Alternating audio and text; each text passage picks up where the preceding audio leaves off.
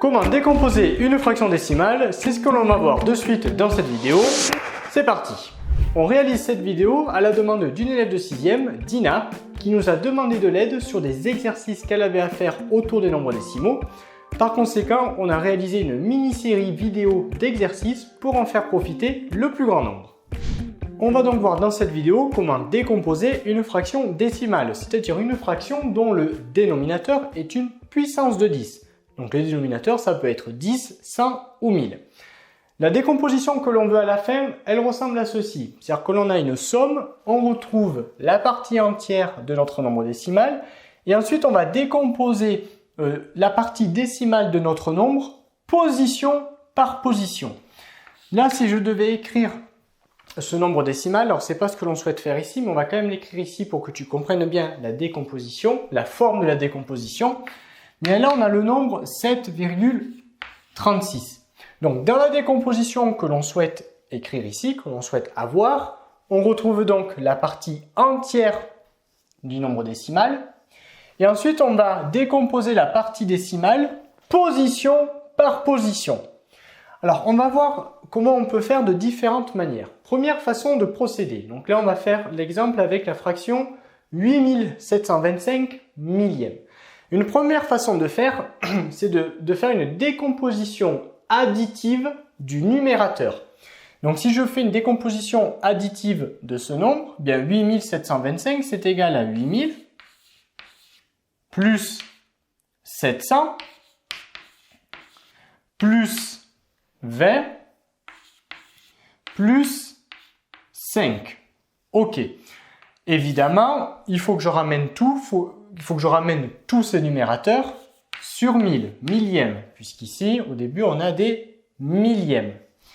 Donc tout ceci, je vais compléter mes fractions.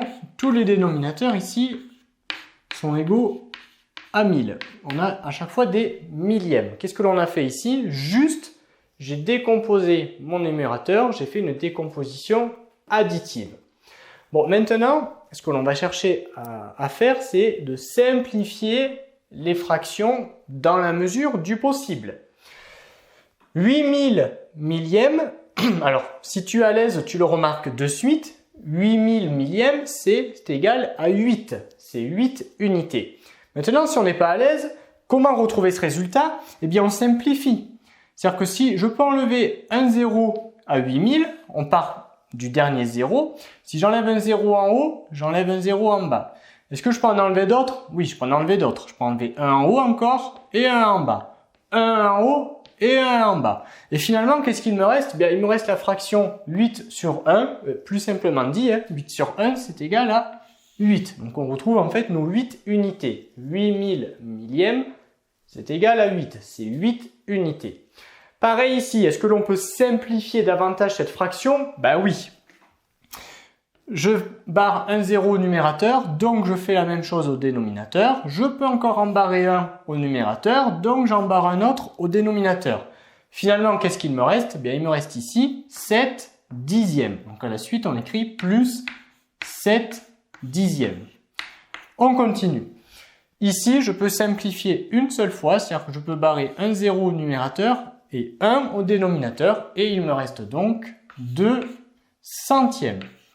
Et enfin, 5 millièmes, je ne peux pas simplifier davantage cette fraction, donc je vais recopier 5 millièmes. Je vais maintenant te montrer une deuxième façon de procéder, et c'est cette façon-là, personnellement, que je préfère, pour être sûr de ne pas me tromper. Alors comment moi je fais pour être sûr de ne pas me tromper? Bien, déjà je regarde mon dénominateur, donc ici c'est 100, on a une fraction en centièmes. Par conséquent, comme mon dénominateur ici c'est 100, ça signifie que le 3 que j'ai là, c'est-à-dire le dernier chiffre de mon numérateur ici, c'est donc le chiffre des centièmes. Et maintenant que je sais que 3, le dernier chiffre du numérateur, il correspond donc au chiffre des centièmes, mais je peux en déduire la position des autres chiffres de mon nombre. Ici, j'ai le chiffre des centièmes. Donc ici, 5, c'est le chiffre des dixièmes. 2, c'est le chiffre des unités, et 1, le chiffre des dizaines. Alors, ce que l'on va faire dans un premier temps, c'est d'abord, en fait, écrire dans la décomposition toute la partie entière de notre nombre décimal.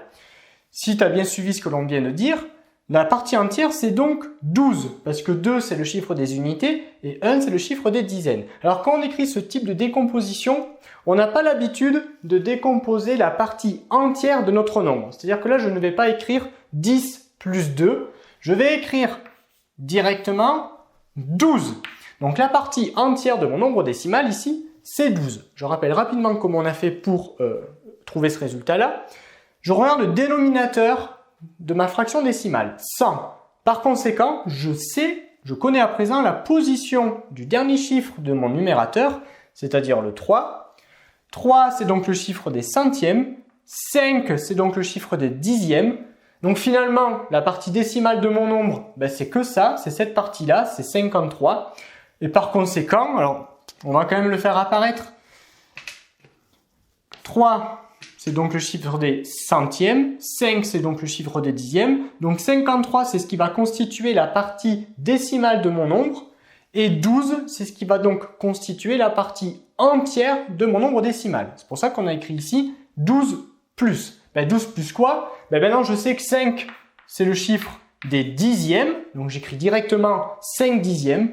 Et 3, je sais que c'est le chiffre des centièmes, donc j'écris 3 centièmes. Et tu vas voir qu'en faisant comme je viens de procéder ainsi, on va aller beaucoup plus vite, c'est beaucoup plus rapide que cette méthode-là, et on prend moins le risque de se tromper. Surtout là, quand on doit simplifier, il y a moins de risque de se tromper parce qu'en fait, on évite ici toutes les simplifications qu'on avait eu à faire ici. Donc rapidement ici, je regarde mon dénominateur, 100. Je sais que 2, c'est donc le chiffre des centièmes, et 3, c'est donc le chiffre des dixièmes. Donc rapidement, j'écris 3 dixièmes plus 2 centièmes. Voilà. Et on termine ici. Ici, le dénominateur, c'est 10. Donc 8, c'est le chiffre des dixièmes. Par conséquent, 90, c'est ce qui constitue la partie entière de mon nombre. Donc j'écris directement 90, qui est donc la partie entière de mon nombre décimal ici, plus 8 dixièmes. Cet exercice est désormais terminé. Abonne-toi à la chaîne pour ne rater aucune de nos prochaines vidéos et on te dit à très vite dans une autre leçon de petits savants.